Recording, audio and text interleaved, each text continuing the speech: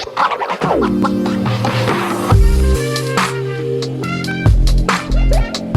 there, welcome back to my channel. My name is Brittney Bundles, and today's video is going to go over some of the marketing strategies that some big companies have used. I am going to be reading from this blog titled King Kong. I will have the link to their blog down below. I think this is so interesting, so I was like, I have to share it with you all. If you are interested in this video and others like this video, be sure to subscribe. You want to make sure that you're subscribed, become a part of the family, turn your post notifications on. That way you are alerted whenever I upload a new video. And give the video a big thumbs up. It lets me know that you like the content, and it also helps YouTube's algorithm to push the content out to other viewers. So without further ado, I'm going to get right into it. Okay, so the first brand that they list is CocaCola, and they outline their brand consistency. So I'm not going to read every single word verbatim, but I do want to highlight a few key points that I took away. So today, Coca-Cola owns a huge percentage of the beverage market and has numerous products under different names and brands. However, their most popular product, the infamous iconic can of Coke, has remained relatively untouched. This just goes to show that when it comes to developing a recognizable and popular brand, consistency can go a very long way. They also mentioned that Coca-Cola spends an estimated $4.3 billion on marketing and advertising each year. The company has all the power in the world to market in whatever way they choose. However, year after year, time and time again, the company favors consistency, and this is what has paid off for them in the long run. The mistake that many business owners and marketers seem to make is the lack of consistency when it comes to their marketing and brand development. Maybe there is something to Coca-Cola remaining the conservative, consistent marketers that they are. Maybe there is something to remaining sure about your brand's image and identity and committing all the way to the end. So I think this is an important key takeaway: consistency. I oftentimes in consultations get the question asked to me, should I change my logo? Should I change my website? I want to do a revamp of my marketing material and branding items. And I don't think it's a bad idea necessarily to revamp or upscale or advance your image and your brand's website. However, I do think that there's a thin line between making sure that you stay innovative with your branding, with your website, and then also keeping that level of consistency. Personally, there have been many times for all of you that don't know, I do have a hair business. I've had a hair business since 2013. And one thing that I tried to do throughout my hair business is when I came back serious, for those of you that, again, know my story, you know what I mean when I say I came back serious. For those of you that don't, stick around on this channel, and I'm sure I'll keep reiterating it, or go back to my prior videos in my business playlist, because I literally have outlined my entire business journey on this channel.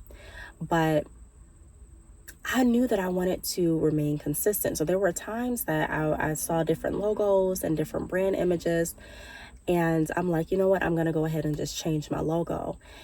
And then I thought to myself, like, I don't know if I want to do that. So for the longest, my logo has been a picture of myself. That has been my brand image. That is what I have been using for marketing. That's what's on my website. That's what's on a lot of my newsletters. That's what's on my social media for my hair business. And really, that has helped me maintain a lot of my customers. You'll be amazed how many people reached out and were like, hey, Brittney, I forgot the name of your company, but I remembered your face. Like, I saw your face and I clicked on it, and I was able to get right back there. Sometimes they saw it on Google. Sometimes they saw it on different ads and marketing measures that I was taking, maybe like Facebook ads. But the whole thing is they recognized my face. And so I'm not saying you have to, use your face as your branding or your logo, but I'm saying in my particular experience, it definitely worked to keep a consistent logo throughout my years in business, because people recognize who I am versus me changing my logo every year, and then people questioning, like, okay, is this the same company that it was last year, because also there may be a lot of companies that have similar names to you. So I realized when I was creating my Instagram accounts for my business name is Bad Chick Hair. There were Instagram names that were similar to it, like Bad Chick Space Bundles, or Bad Chick Lip Gloss, or Bad Chick Lashes. There were different Bad Chick businesses. And so consumers can get confused with all the different options that are similar to what your name is, what your business name is. So keep that in mind. Consistency is definitely key, but also remaining innovative, revamping your website, your processes if they need to be, revamped, your branding material, but still keeping that familiar feel to your brand is going to be very beneficial. The second example that they list is Apple. So Apple creating a movement. Apple did not fall into success overnight. For anyone who has followed the story of the company, they would know that Apple had many roadblocks to navigate through before making it to the top of their game. One thing that helped Apple on its race to the top, however, was their ability to create a movement. This movement helped the brand to create a cult-like following that over the years has stood the test of time. In all of their marketing efforts, Apple have not just showcased their products, but they have also created the image that their products are visionary and life-changing. Sure, they have developed some amazing advanced technologies. However, in order to get average people excited by this, they have created beautiful, aesthetically pleasing gadgets that are not just for tech nerds. So let me see. So their marketing has also helped to convey this by making people feel as if they need their products in order to enhance their life in some way. They have worked hard to win over consumers and have created a tribe of followers who are consistently excited about every product and every new announcement. Even though there are many competing brands with similar technology like Microsoft or Samsung, it is Apple products that people line up overnight for. It is Apple products that make headlines in the news. Creating this type of fandom does take a few special ingredients, however. It is definitely possible for all businesses to try and emulate. So firstly, your brand must have an innovative and awesome product that can easily be integrated into people's lives. Once you have been able to identify what makes your product or service so awesome, you have to market it in a simple and thorough-provoking way. Look at Apple's ads, for instance. There is nothing fancy about them. They are simple, clear, and create a feeling of being a part of something ultra-modern, and ultra-innovative. So here are a few suggestions to make people fall in love with your brand and to create a following. So offer lots of valuable and free information that your demographic really wants to read. Stand out from your competitors by listening to customers. Present your products and services in an appealing and aesthetic way. Stand for something so those who agree with you can follow along, and create unparalleled customer service experiences. Just look at what Apple did with the Genius Bar. Be original and consistent. So with Apple, their strategy is creating a movement, right? So getting people to believe in what they're offering, the fact that they're offering products that a lot of people feel can change their lives. So that is another idea and concept to bring to your business. What are you offering and how can it impact others' lives? And do you have a movement around it? A good way to build a movement around what you're doing is to share a little bit about what it is you believe in, or what it is your company stands for. So if you believe in, let's say, for example, you own a boutique and you believe in making sure that everyone feels comfortable and beautiful in the clothes that you wear, sharing different stories and testimonials, and also sharing what brought you to creating this type of company will help others join that movement, join the movement of helping people feel comfortable and beautiful with your boutique's products. Also being able to offer aesthetically pleasing products and different marketing posts. So making sure that whenever you post, it's something that grabs your audience's attention, and then sharing information. This is a great piece to add into marketing strategies, creating a blog, creating an email newsletter, and then sending out information that people can actually use. So for that example with the boutique, maybe I would send out different information on how to dress professional or more stylish in general, and how to dress for certain occasions. Just sending out different information that people, my target audience, would be interested in reading more about. So the next one that I'm going to go over is Colgate. So Colgate creates trust. Rather than just shoving their products down people's throats, Colgate has taken a very different approach over the years and has chosen to educate customers instead. This strategy has helped the brand to not only sell tubes of toothpaste, but to also become one of the leading and most trusted toothpaste products in the world.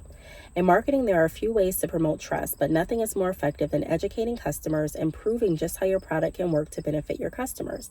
As a part of Colgate's marketing strategy, they started an oral care center, which is packed with information and videos on oral care and hygiene. They also share valuable information with consumers on how to brush and floss effectively and how to prevent the development of cavities and oral diseases.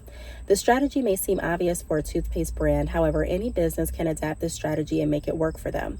Most consumers love receiving free information and learning about things that impact their lives or the lives of those around them. So I'm not going to really elaborate on that point. I think that's a great point. We kind of just went over that with the last example, creating trust and explaining and proving why your company is the best, why consumers should continue to work and purchase with your company. So for a boutique, if we're using that same example, maybe sharing statistics. So maybe doing a poll about, how many people feel comfortable and confident wearing your products, and then doing and then sharing those statistics online.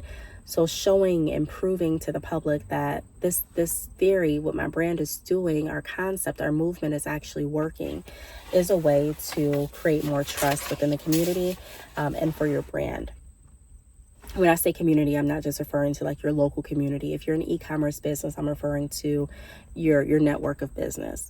And then the last one that I want to go over, they do go over multiple ones. They go over more companies, but the last one that I'm going to touch on in this video is Starbucks social strategy. So 80% of Fortune 500 companies are active on Twitter. What does that tell you? Having a strong social media presence, it's imperative if you want to take your business to the next level. Social media is important as it helps to establish brand identity, authority, and trust. It also helps consumers to engage with your brand on a more intimate level, which helps to develop stronger relationships over time. Starbucks is the perfect example of a business that is crushing it when it comes to social media. They are clued in and tapped in with what their fans want and run a hugely successful Facebook, Twitter, and Instagram account. There are a few reasons that Starbucks is so successful on social media, and some of our favorites include their clever use of videos, GIFs, and images on their feed, their custom images that go along with their tweets. They actually respond back to followers, especially on Twitter. They are up to date with current events and use them to their marketing advantage. Their creation of several unique hashtags that have gone viral. Another company, I just want to mention this, that is really, really good with this marketing strategy is Fashion Nova. I signed up for the Fashion Nova email mailing list maybe a few years ago. And I remember getting different text messages from them and emails. And it would always be something that's like funny, that would catch me off guard, that would be like relevant still. Like it would be something that would be, they would say something or incorporate something that's trending or that people are talking about, and they would incorporate that in like their text, and it would be so cute, so funny. So like I didn't expect to get this kind of text from a company. And a lot of people would even share their text that they got from Fashion Nova on Facebook because it would just seem so interesting and just different. And so they did a really, really good job with social strategy. Starbucks does the same thing, sharing relevant information and relevant pictures and really engaging. That engagement part is so crucial. So often we post, and I'm saying we because I'm guilty of this too, and a lot of people that I've mentored have admitted to this as well, but posting different images and then not responding back to different comments or DMs immediately. Now, I do think that it's healthy to set a proper expectation as far as how long it will take you to reply. Like you don't have to reply to every single message immediately. But I also think that there's benefits of replying as soon as you possibly can in some circumstances. because that engagement is what's going to build more consistency around people wanting to follow your company, your brand, and interact with you. If a consumer feels like if they comment or send you a DM, they're definitely going to get a response back in a timely manner, that is going to actually send a great message to other people that they talk to about your brand, and also to them, where if they have any questions or concerns, they're likely to feel more at ease asking those questions and making a purchase, instead of thinking about it and not being sure and having a lot of uncertainty and then buyer's remorse. So it is really good to build that connection and be active on social media, not just posting, but actually have a social presence where you're engaging and interacting is really going to help. If you don't have a Twitter account, I would strongly recommend getting a Twitter account. I'm not super active all day on Twitter. And I don't post very frequently on Twitter either for my hair website. I mainly post on there for Brittney Bundles, like my YouTube videos and things like that. So follow me on Twitter if you're not doing that already, at Brittney Bundles, and then also my hair business at Bad Chick Hair, all one word. But I am going to be more consistent with posting on Twitter for my hair website. And even if you feel like you're not getting a lot of engagement, people aren't really interacting, that's not a reason to stop. Sometimes it can take years before you build enough confidence with your community for people to actually start engaging and communicating. And it may be that one post. Sometimes it just takes one post for people to start gravitating to what you're offering. Just like with YouTube, I tell people all the time, keep creating videos, because it really just takes one video for you to go viral. And it doesn't mean that every single video, once you go viral, is going to be viral and have all of that interaction. But it does mean that when it does happen for you, you're able to take advantage of that moment and capitalize on building and strengthening the relationships around your brand. So I think social strategy is another very, very great way to build your marketing. Actually, I'll do one more. I'm going to do one more, and this one is Nike. And the reason that I want to do this is because it talks about selling a story, which I think is so important. So it starts off reading, just like Colgate offers consumers beneficial information, Nike offers consumers information, but of a different kind. For every new pair of runners, for every new bit of technology, Nike offers a story, not just product specs. Even on their main homepage, Nike paints a story about some of their famous shoes and the journey they have taken from idea to conception. Nike sells the story, which in turn helps to sell their products, and your brand can do the same. So it goes into, think about the most interesting facets of your brand and what your demographic may find interesting. It may simply be some behind the scenes photos, or maybe it is a blog post about how you have helped clients and other brands. It doesn't have to be something grand or tear-jerking. Customers simply want to find something in your products or services they can relate to. So that right there, I don't even need to read the rest of it. Finding something, some part of your business, a story to share with consumers that they can relate to, is crucial. Studies have shown that customers tend to purchase from companies that they feel close to, or people that they feel close to. That's one of the reasons why influencers have made it so big in this industry, because a lot of people will purchase just based off what their favorite influencer will say, because they've built that connection with them and they trust their influencer. And their influencer a lot of times has gone through something that they can relate to, or some way, somehow in their life, it's relatable and interesting to them. So keeping that same idea with your brand, and always thinking about what's interesting, what's relatable, what can I share? So if I'm using the idea of starting a boutique, maybe sharing the trials of me starting the boutique and the success of me finally breaking my way into this space, and how it's impacted myself, my family, and then consumers. And it, like this blog said, it doesn't have to be something that's going to get a tear out of everyone, but it should be something that's relatable and that is coming from your heart. People a lot of times can tell when you're speaking from a sincere place versus when you're just speaking to get get a sale.